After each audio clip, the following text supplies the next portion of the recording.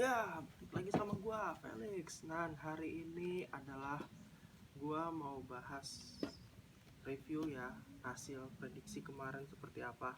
Tampil dari Copa del Rey perempat final. Almeria, ini gua benar. Sevilla lolos. Ini nih, 1-0. Levante Villarreal. Di sini gua salah. Levante lolos 1-0 perpanjangan waktu. Granada Barcelona ini paling seru nih. Saling balas, main cepet, dan juga saling balas gol. Cuman yang gue sesalkan tuh blunder gol kedua Granada tuh akibat blunder backnya Barcelona. 3-5 Barcelona lolos, tapi menurut gue nggak layak menang dari segi permainannya karena mereka terlambat banget dan banyak blunder. Betis Bilbao 1-1, gue nggak sempat nonton tapi hasilnya ini adu penalti menang Bilbao. Jadi yang gue unggulkan di sini Barcelona, Sevilla, Bilbao 3. Cuman yang salah 1, Levante. Oke, sekarang kita ke DFB Pokal ya.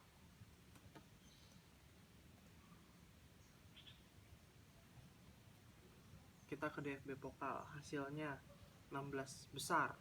Oke, kita lihat. Holstein Kiel kembali lagi menang, tapi hasil adu penalti 7-6. Awalnya imbang 1-1. Holstein Kiel membuktikan lagi benar-benar seorang pembunuh setelah membunuh Bayern Munchen, kini membunuh tim satu divisinya Darmstadt. Ini yang kejutan, Essen mengalahkan Leverkusen, tim divisi 4 mengalahkan Bundesliga 1 Leverkusen. Dortmund Paderborn sampai perpanjangan waktu, Dortmund menang 3-2 tipis. Bremen lawan Greuther Fürth 2-0 menang Bremen. Ini 2 tepat. Wolfsburg Schalke, Wolfsburg ini juga tepat analisa gue. Leipzig udah pasti, itu juga tepat. Nah, yang gue gak sangka, Jan Regensburg dari divisi 2 menang adu penalti setelah imbang 2-2 dari Köln 4-2. Lalu Mönchengladbach klimaks membalas Stuttgart setelah hasil imbang pertama di Bundesliga. DFB Pokal mereka bounce back dengan mengalahkan Stuttgart. Kita ke Coppa Italia, leg 1 ya, semifinal. Juve menang. Juve nahan sesuai prediksi gue, dan Napoli Atalanta juga imbang di sini. Ya, boleh dibilang prediksi gue banyak yang tepat. Jadi gue nggak salah ya. Buat kalian yang udah taruhan, selamat ya. Oke, itu aja singkat. Sekarang gue akan ngebahas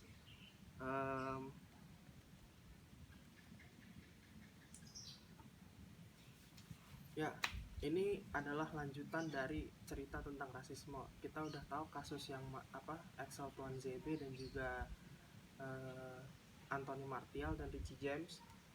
Itu yang kasus sampai melibatkan orang Indonesia yang ikut-ikutan rasis. Hari ini gue akan bahas lagi ini, tapi adalah tentang sayap kanan dan sayap kiri dalam sepak bola. Oke, apa sayap kanan sayap kiri? Gue jelasin ya sekarang. Di dunia perpolitikan, sayap kanan dan sayap kiri itu adalah membagi dua golongan. Sayap kiri adalah orang-orang yang bisa dibilang punya paham atau ideologi bahwa dalam berdemokrasi dalam suatu negara, mereka harus menjalankannya secara sebebas-bebasnya dengan aturan dan mengikuti peradaban yang ada. Itu yang disebut dengan sayap kiri, ideologi yang mengikuti perkembangan peradaban dan bebas. Sedangkan sayap kanan itu adalah ideologi politik di mana kita harus mengikuti tradisi, aturan-aturan yang berlaku di negara itu dari zaman dahulu kala dan harus tetap dipertahankan. Yang jeleknya adalah membuat lu tidak mau masuk, yang membuat suatu negara itu menjadi negara yang insular. Artinya apa? Negara yang tidak bisa menerima kebudayaan dari negara lain, tidak bisa menerima peradaban. Mereka hanya hidup sesuai dengan tradisi nenek moyang mereka dan menganggap bahkan diri mereka lebih superior karena tradisi mereka yang kuat dibandingkan negara-negara lain. Nah, kebetulan kemarin gue baru saja merayakan peringatan 27 tahun tanggal 27 Januari merayakan peringatan Holocaust Remembrance Day. itu adalah peringatan di Jerman juga yang mengingatkan kita kembali pada tragedi pembantaian orang-orang Yahudi di Jerman yang dipimpin oleh kelompok Nazi Adolf Hitler. Itu udah dimulai sejak tahun 1930-an, tepatnya puncaknya itu pada saat Jerman kalah di Perang Dunia Kedua. Kalah di Perang Dunia Kedua mengakibatkan bangsa mereka jadi lemah, dan kelompok Nazi menganggap salah satu biang keroknya adalah orang-orang Yahudi. Jadi karena itu mereka membuat sebuah ketetapan saat itu bahwa ras Arya atau orang-orang Jerman ini adalah orang-orang yang harus lebih superior dan bisa menguasai dunia. Dan mereka sangat memperbolehkan sebuah genosida, yaitu pemusnahan massal bagi orang-orang yang bukan orang Jerman ya. Bisa orang Yahudi, bisa orang kaum LGBT, bisa orang ras kulit hitam, atau bahkan orang Asia itu bisa.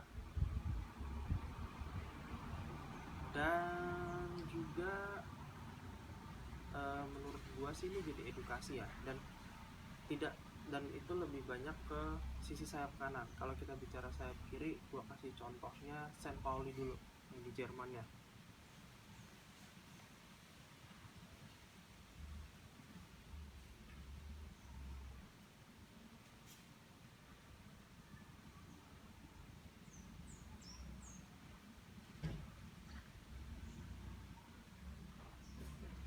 Ya, St. Paul ini berdiri di kota Hamburg ya, satu tempat sama Hamburg. Dan bisa dibilang klub ini adalah klub yang sayap kiri karena anti fasisme, paham fasis, sangat komunis banget. Mereka adalah penggerak propaganda dari fasis, dan klub ini juga dipengaruhi oleh orang-orang yang berada di wilayah pelabuhan, karena Hamburg kota pelabuhan. Dan daerahnya gampang dikenali juga karena pusat pelacuran pohon populer di Eropa. Dan tim sepak bola paling kiri, ceritanya tuh bermula di tahun 1907 saat pertandingan utama melawan Eiger. Mereka masih jadi bagian dari klub senam bernama Hamburg St. Pauli Turnverein 1862.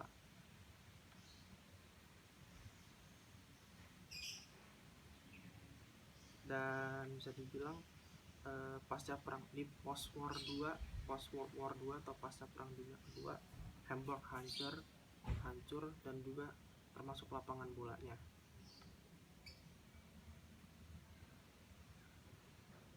Dan hebatnya lagi, St. Pauli bisa hidup bukan dari gelimang trofi atau dana investor. Mereka hidup karena prinsip, yaitu politik dan kemanusiaan. Sangat kiri sekali ya klub ini, dan sangat mendukung sekali propaganda anti fasisme, dan sangat mengedepankan kemanusiaan dan sisi humanis.